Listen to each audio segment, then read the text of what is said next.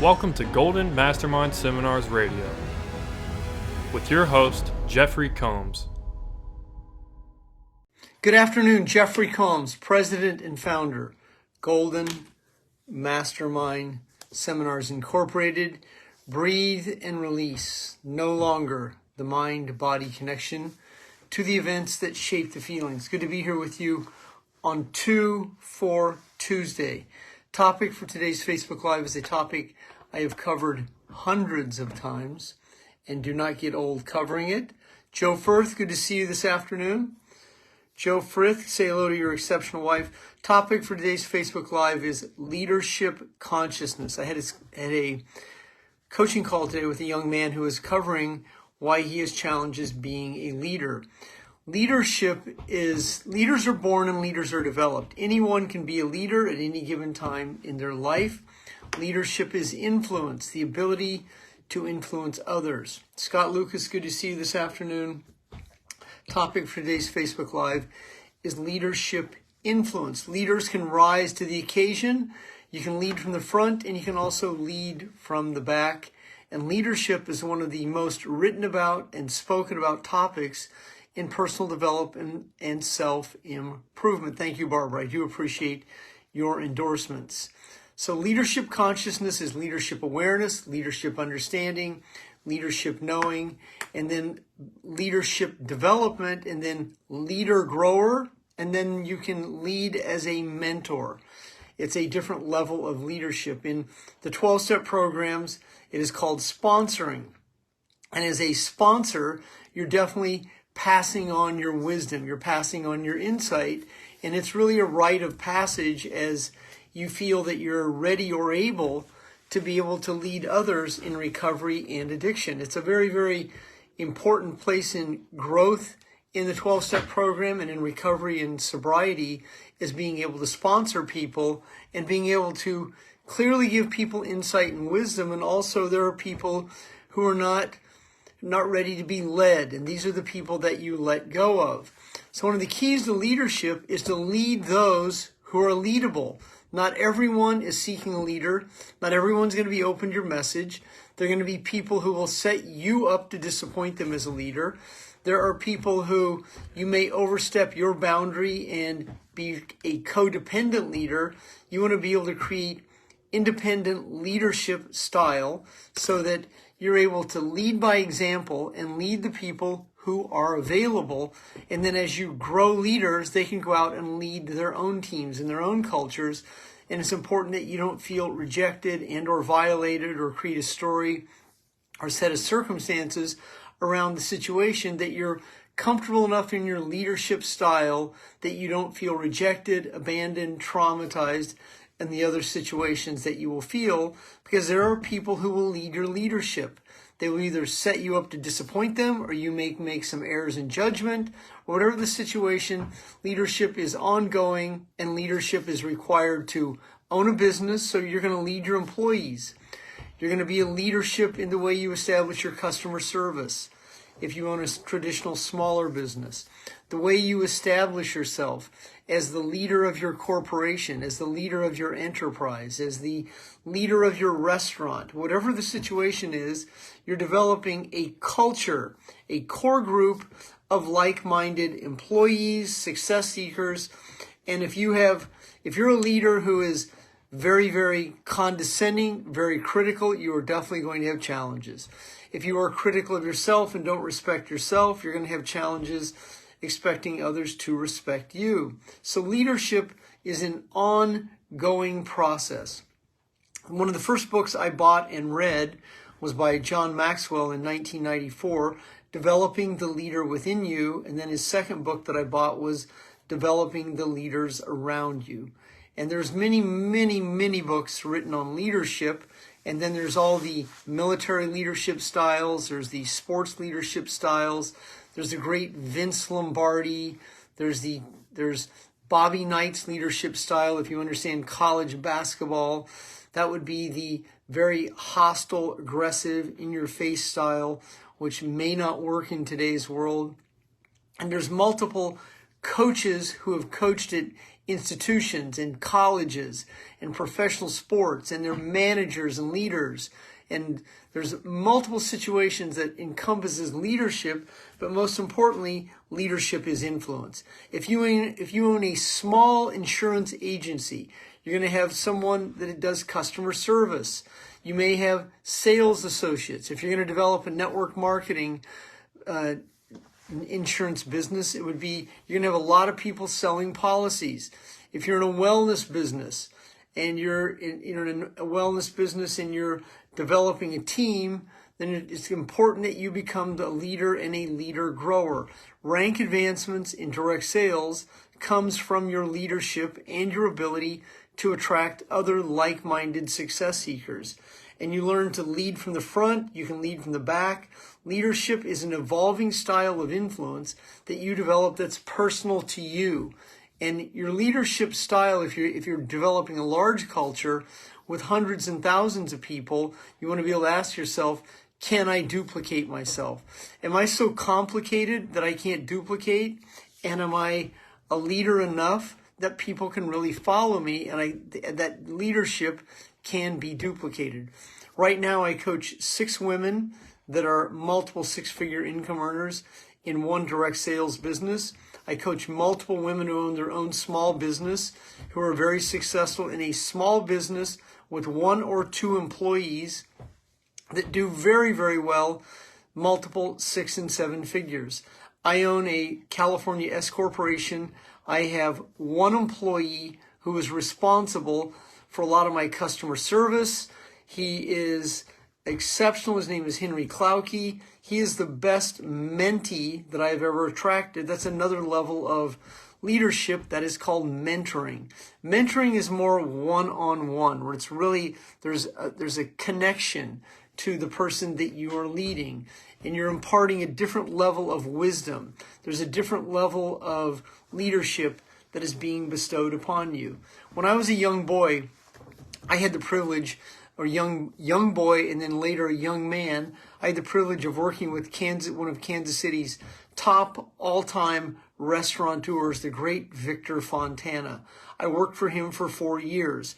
I learned more from him than I did from any other restaurant job, and he developed an exceptional culture of repeat customers that would come back. Now, he learned from the St. Louis style of a restaurant called Tony's, and he learned from that style of tableside cooking, and then multiple people that worked for Victor Fontana.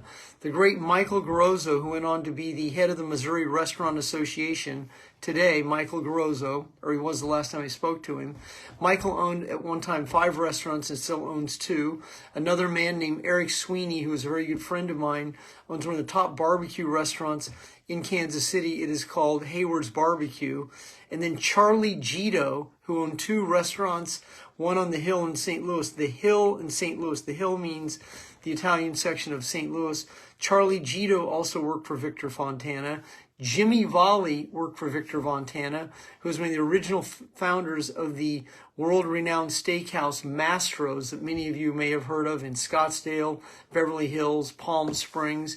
He worked for Victor Fontana. I worked for Victor Fontana. I went on to be a self-made millionaire.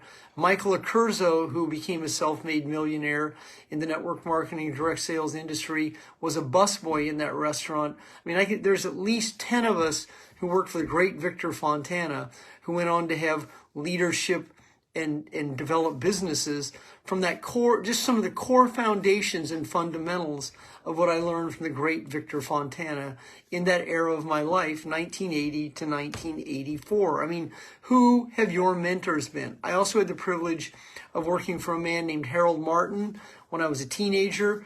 Harold owned an interest in in Mutual of Omaha. He owned an interest in a hospital in Omaha, Nebraska, and a bank. He was a private lender, and he owned over 5,000 acres of land. And I was his hired hand as a teenager. I baled virtually thousands of bales of hay, the 50-pound bales of hay that you stack on a hay rack. Then you take it into the barn to feed the cattle and the livestock throughout the fall, winter months, going into the spring. And I learned a lot of construction skills from that man. By the time I was 25 years old, I had mentored with two millionaires that definitely were a huge impact in my life. Now, that was not so much, I didn't have a lot of one-on-one mentoring. I mean, I was modeling myself. Tony Robbins covers that in depth in his book, Awaken the Giant Within. Modeling means you're able to view other people's leadership style, and you may not be getting the one-on-one that you may require, but you're able to at least model yourself after other leaders. That's what I've done throughout my life, is model myself after other people that were very, very successful. I was introduced to the great Jim Rohn in 1991 in a network marketing company called Herbalife, and I absolutely gravitated to his content. I listened to his content on audio cassette over and over and over for years and started to model myself after him. If you ever see me do a whiteboard presentation, I modeled myself after Jim Rohn's whiteboards. Jim Rohn was very famous for the way he used a whiteboard, and I modeled myself after him. And then there's multiple students of mine that I can see they have taken my content and really next leveled it for their own purpose. Josh Waxman is someone, if you follow Josh on Instagram, he uses a whiteboard. Josh saw me speak over at least 100, well, let me factor this. Josh saw me speak well into 70 times. So he is actually creating his own core group of leaders in his insurance business. I've mentored multiple people who've gone on to be seven-figure income earners, and I started with them at their early beginning. Now, I'm not saying I'm responsible for their success. I was responsible for the time that they hired me or the time that I mentored them in their own businesses. And I was not able to break through in the network marketing and direct sales industry for a number of years because I was not skilled at developing the culture, and I was not skilled at attracting the leaders. I was a solo producer. The law of the lid for me, I could produce myself into about a $10,000, $15,000, $20,000 a month income with a high overhead back in that era. So it wasn't like the real income. So the gross didn't match the overhead. So the gross was higher and the overhead was high. So there really wasn't a lot of profit dollars. I began to break through in my 9th year is when I began to change who and what I attracted. So leadership is a two-part component, really. It's who you attract and then who you lead. And you want to be able to attract people who are self-sufficient. My assistant, Henry Klauke, is unequivocally self-sufficient. He requires very little supervision from me. He understands what to do, who to be, and how to access it, and then he's able to facilitate it. There's no conflict. It's a lot of production. There's no downtime. And he's willing to put in overtime hours for extra pay. It means he's an eager mentee. And that's what you're also looking for, is eager, either developing leaders, you're looking for eager mentees, you're looking for people who have the power of association, that you can be a leader grower. And there have been a number of men and women that I have coached over my career and years who I've watched go out and become exceptional leaders, and their attractor factor begins to change. I was coaching one of my clients this morning. We were covering this. He's very skilled at selling a specific product in his niche, but he's not crossed that next bridge of being able to create a culture, being able to create a team. Well, some people it's innate in them. And you see people in a real estate business, or people in an insurance business, a direct sales business, or a small business where they're attracting exceptional employees. You also have to be able to attract out of the leadership pool. When you're looking for leaders, you're looking at the law of the few, the LOF. So that's the 1/20th of 1%. So that means you go through people looking for the ideal candidates to fulfill the ideal roles that you are looking to fulfill. So in network marketing, direct sales, and insurance, where there's advancement, well, it's going to be important that you attract the people over time, and that you can, number one, lead by example. Number two, that require a little extra leadership skill and styles. And then the people that you can really mentor. Mentors are mentees. These are the people that merit and deserve one-on-one attention. These are the people that you feel could be that next level of leader. And in leadership, it's also important that you learn to be non-attached to the outcome. So it's a very common commonality to over-obligate yourself, to enable others, to do too much for them, and then have expectations that they don't fulfill so that you can be disappointed. And this is why it's so important that you gain the repetition and experience.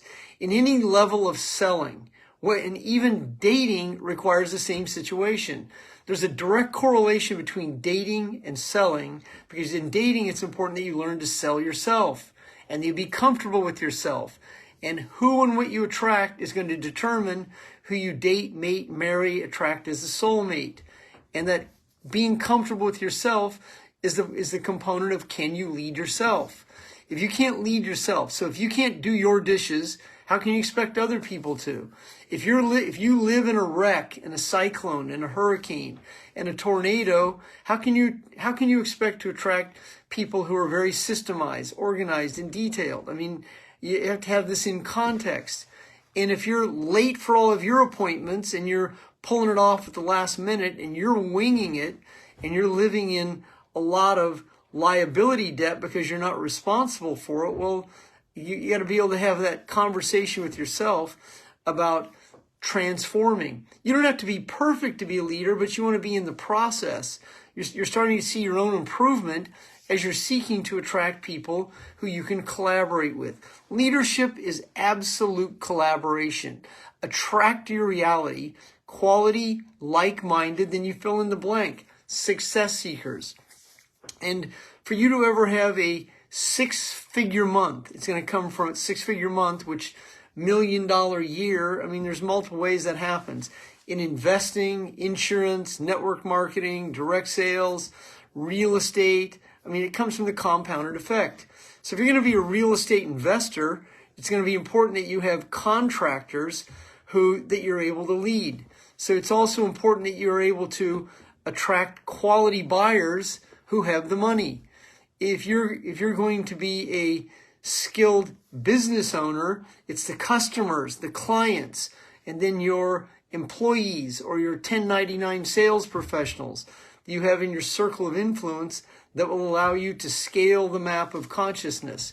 But if you're not good enough, then you definitely are going to have challenges leading. So if you're telegraphing your emotions, if you're dating or you're out there looking for leaders, it's going to be the same situation. If you're not good enough, you're going to attract your reality people and situations that will fulfill your disappointment, that will fulfill not being good enough.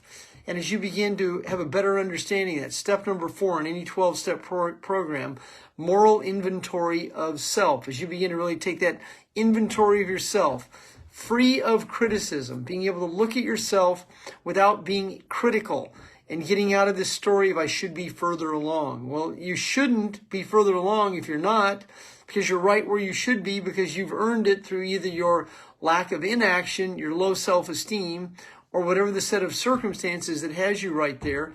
That's why acceptance is a major component when it comes to the breakthrough factor. You accept where you are, you commit to the simple, subtle changes, you have a daily method of operation, a systemized plan where over a calendar week, a calendar month, a 90-day period, a 6-month period, a calendar year, and 2 years. It's amazing what can happen and how you can transform in 1 day, 1 month, 90 days, 6 months, and 1 calendar year. And then you double that in 2 years. You virtually can go from where you are right here today to multiple 6, 7-figure income earner, to employee, to business owner. I mean, a lot can happen between 6, 12, 18, and 24 months. I mean, it happened to me. It was amazing what happened to me between 1996 and 1998, a 28-month period. It was magical. It could happen to you. It happened to me. I mean, no one held my hand. I became a leader by commitment. No one ever mentored me. I modeled myself after other successful people. I've never had that one-on-one mentor in a business, someone who really took me under their wing or took me by the hand or sat down with me and spent quality time with me. I didn't require that. I modeled myself after others. I modeled myself after the great Jim Rohn. I watched other people in the network marketing and direct sales industry who were successful. I listened to their content. I listened to a lot of audios. I watched old VHSs back in the day. Then in the 12-step programs, I followed the system. I didn't wing the 12-step programs. I went to the meeting every day. I still go to the meetings. I went to the meeting every day. I read the big book. I read the 12 steps and 12 traditions. I followed the system. I followed the routine. It was one of the first times that I stopped winging it. And I stopped trying to pull it off. That's what the term surrender to my higher power, which I choose to call God. That was step number one, that I accepted that on my knees and let go of trying to be right and wing it. And a lot of leadership is that. It's surrender to the force you're in. Lead with power, not with force. Lead with love. Lead with joy. You're not a leader with a stern hand. Stop confronting people that aren't looking for your confrontation. Look for people who are looking. In leadership, as you believe that you're good enough, then you can attract people who believe what you believe. As you believe that you're capable, you'll attract other people who are capable. As you believe that you have the ability to create 6 figures and you believe it, you'll attract other people who believe it as well. But when you live in denial and you're not clear, that's anxiety, fear, and doubt. And so when you're dating or you're out there looking for teammates, you're going to attract the same situation to fulfill the same disappointment. That is called the payoff. My name is Jeffery Combs. I am the president and founder of Golden Mastermind Seminars Incorporated. Lead on command, leadership on command. It's like this.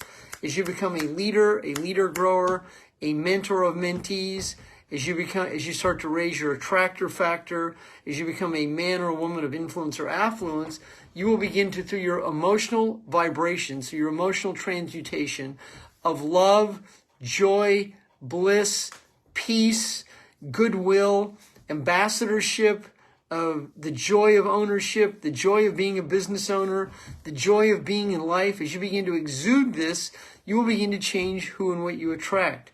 When you're worried, overwhelmed, overweight, in debt, holding on to circumstances and stories, you'll continue to attract the same brokenness that you hold on to in others. As you let go of the broken feelings that you hold on to, as you let go of the neurotic parents who are very narcissistic, as you let go of narcissistic ex-boyfriends, girlfriends, wives, husbands, and have a better understanding of why you do what you do, you will no longer be the mind-body connection to the events that shape the feelings. Day number 2 of the year of our Lord 2024, January 2nd, here we are. January, here we are. Beginning of an absolutely unique year, 2024. I promise you this, it will absolutely be a unique year in 2024. Be the man or woman of influence that you're capable of. Lead by example, attract your reality.